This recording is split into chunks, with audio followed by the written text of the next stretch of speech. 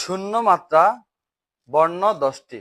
শূন্য মাত্রা অর্থ মাত্রা ছাড়া বর্ণ 10টি। 1 নম্বর স্বরবর্ণ থেকে 4টি। স্বরবর্ণ থেকে 4টি, যেমন এ, ওই, ও, ঔ।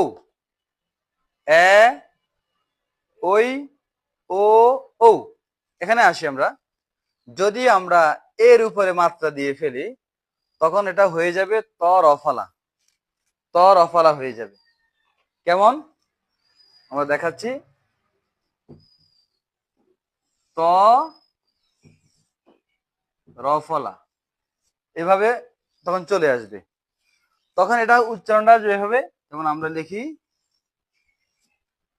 ত রফলা ত্রা, ত্রাণ লিখি ত্রাণ, এরকম হয়ে যাবে ত্রাণ। আমাদের বাচ্চারা অনেক সময় লেখে এভাবে লেখে এ ক এক। আসলে এটা কি এক নাকি ত্রক?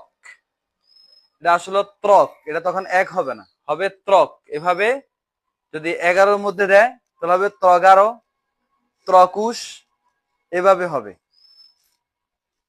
এরপরে আসি আমরা, যদি ওর উপরে মাত্রা দেয়, ও যদি ওর উপরে মাত্রা দেয় তখন হবে এটা ডবল ত, ত তফলা হবে।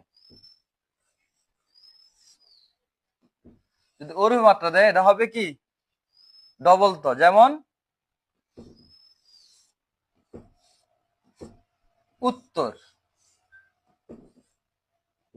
উত্তর হবে। তাহলে ও থাকবে না।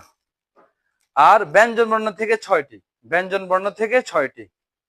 উ, ইয়, খণ্ডত, অনুস্বার, অনুস্বার, বিসর্গ, চন্দ্র, বিন্দু। গুড।